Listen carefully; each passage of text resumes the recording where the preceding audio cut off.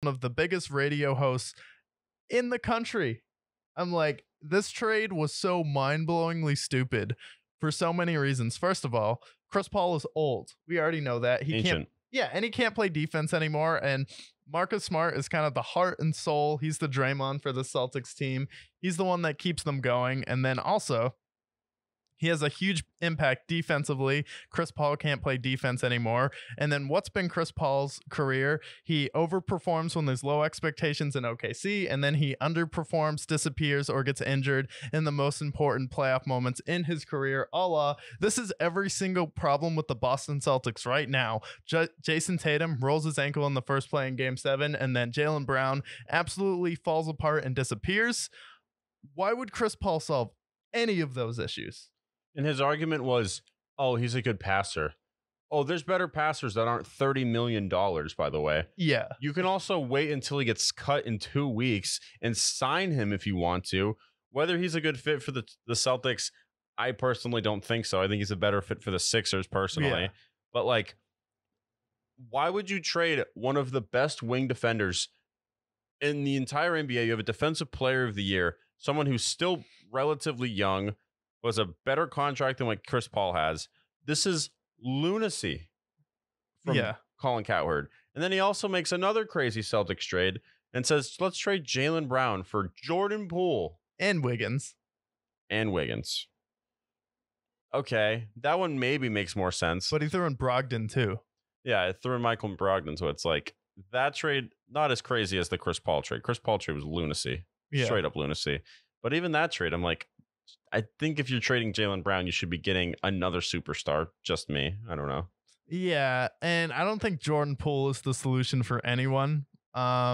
He's kind of like he has the talent of CJ McCollum, but he has the mentality of Kyle Kuzma. Except with that expectation, he got he got a bag. I think it was like 120 mil. 120 million. Yeah. So you're paying him a max contract. And for the Celtics, they're about to pay Jason Tatum 313 million. You can't be bringing on Jordan Poole's contract.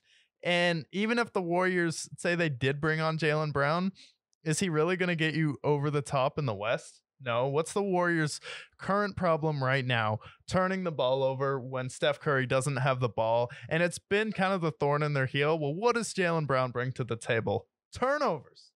Like, this was the Warriors' problem versus the Lakers, was making stupid decisions when they got double teamed, and going up against the Lakers and the Nuggets. Jaylen Brown is undersized and he should be the shooting guard, and you would try and play him at power forward. Like, there were games where Klay Thompson was the power forward on the floor versus the Lakers. Jaylen Brown can't do that. He's just going to turn the ball over. Yeah, it's going to be a disaster. I think Jaylen Brown would be a better fit in Golden State than I think Jordan Poole would be in Boston. Yeah. But it's still one of those things where it's like, I feel like the Warriors, first of all, they can't really afford to make this kind of move because Jaylen Brown's going to need a max contract. Absolutely. He's a second team All-NBA. But, like, I don't think that solves any of their problems, personally. I think that they need a big man. If I'm the Warriors, I pursue maybe someone like a Karl Anthony Towns. Brook Lopez. If you really, really want another big man and you've exhausted all your options, DeAndre Ayton. No, it's time to get Giannis. I don't know if they can get Giannis. But I don't think Jaylen Brown's what they need. They need a big man. They need someone who's going to play tough defense, someone who's going to be a decent facilitator. Karl Anthony Towns, to me, makes more sense. Yeah, and this is coming from a guy who said he literally likes to watch Boston lose. And, like, I'm fine. I understand why people hate Boston. Like, I hate New York. We all have our teams I hate. And then sometimes it's frustrating to be a fan of Boston teams. So it's like, I get it. Yeah. But you can't be like, oh, yeah, let me trade Chris Paul to Phoenix just because I want Phoenix to be good next year. And let's trade Jaylen Brown to the Warriors because I want to see them be good this year. It's like, talk about a homer and, like, just being very open about it. And then when everyone after that clowns you for your trade proposals, like, this is the problem when you replace Joy Taylor with a geek. Because Joy Taylor would be like, Colin, that's ridiculous. Colin, what is the stake? And Joy Taylor would actually check Colin on that show.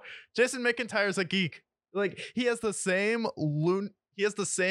crazy takes that Colin has. Joy Taylor has her like opinions, but she doesn't have like too many like spicy takes. It's kind of like mainstream, or she said it like after someone, and she could check Colin. Jason McIntyre, Colin laughs at him when he talks. Like they were doing the NFL draft and they were going through it, and then him and Joel Klatt are going back and forth. McIntyre tries to chime in, and Colin's like, ah.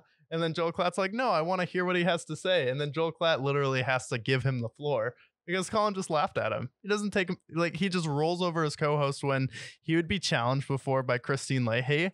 He'd be challenged by Joy Taylor and all of his other ones. Now he's not. And this is what happens where he just has all of these insane trade proposals. Yeah, that Suns trade was abysmal. He should be suspended for that trade. That trade is I would love to see a video of the GM of the Suns calling up them and saying, hey, how about you get Chris Paul and we get Marcus Smart?